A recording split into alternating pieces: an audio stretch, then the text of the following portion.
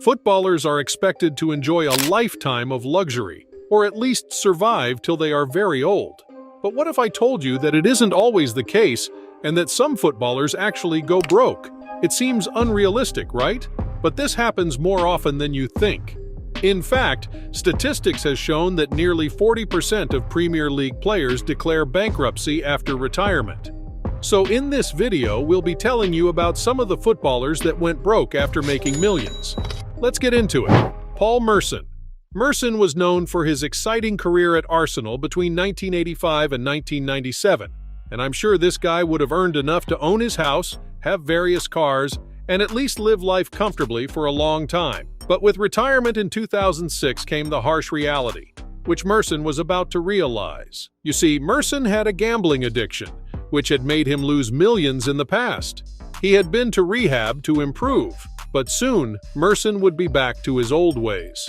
In 2019, Merson spoke about his addiction to gambling and alcohol and how it had affected his life so badly. According to him, the urge to bet was relentless, and this would cost him his house deposit. Merson would go from owning a house to living in a rented apartment, but things seem to be looking good for him today, with a punditry role on Sky Sports that should at least keep him going. Asamoah Gyan. I'm sure most people can't forget Gyan. You know, the guy that missed a penalty against Uruguay that would have seen Ghana become the first African country to reach the World Cup semis, at least until Morocco did it last year. In 2018, the former Sunderland striker, who used to own a very expensive golden Rolls-Royce, claimed that he had only £180 in his bank account and he could no longer provide for his family. Very sad for a guy who used to earn £227,000 per week at Shanghai SIPG.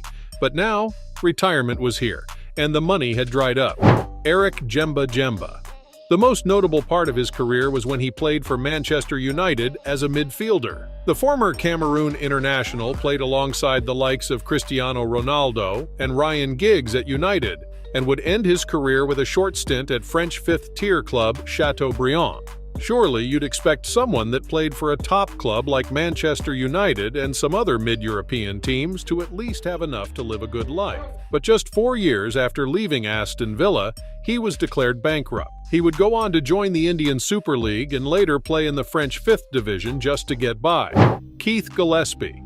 Another former Manchester United player, Keith Gillespie had a largely successful career playing as a winger for Manchester United and later Newcastle United. He led Newcastle to the Champions League and was a mainstay in the Northern Ireland national team. However, in 2010, and at the age of 35, he declared bankruptcy. Apparently, Keith was another victim of gambling. He had lost up to £7 million on gambling in the years when his career was winding down. Thinking of it, why did he gamble in the first place? He probably realized that with his career coming to an end, he had to secure some extra cash for retirement, so he turned to good old gambling and, well, it didn't turn out so well. Celestine Babayaro. Babayaro spent most of his career as a left-back for Chelsea. He was a major part of an emerging Chelsea team. He moved to Newcastle in 2005 after losing his place in the team due to the steady form of talented LB Wayne Bridge. He would spend 3 years at Newcastle before moving to the MLS side LA Galaxy, where he would only spend 3 months. He retired officially in 2010, but just 1 year later, the Nigerian had gone bankrupt. The reason for his bankruptcy is not known, but it seems like Babayaro didn't do a good job of managing his money. Maybe it was a gambling addiction or just some failed investment. One can only guess what happened. Ronaldinho.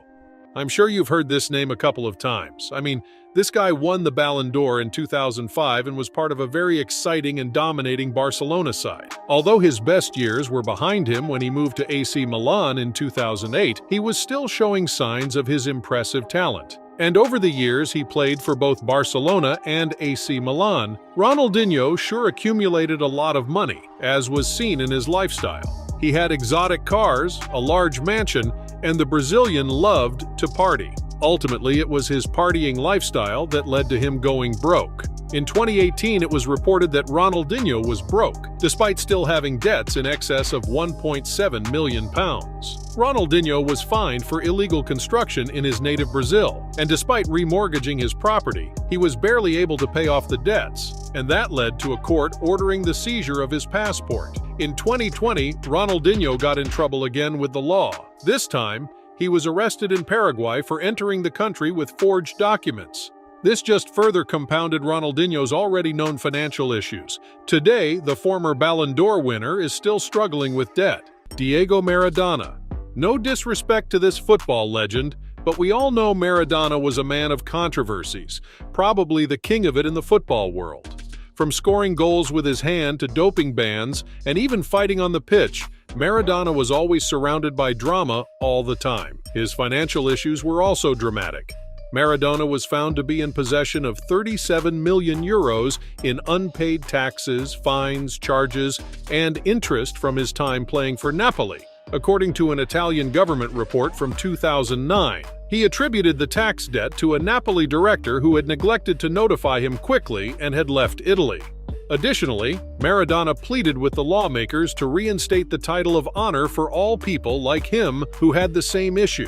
It is unclear if Maradona actually knew about the tax he was owing or if he didn't. Maradona stated he had no plans to travel to Italy until and unless such a bill is passed by the parliament. Before then, he had already deposited $42,000, 2 Rolex watches, and a pair of his earrings in an attempt to clear the debt. David James.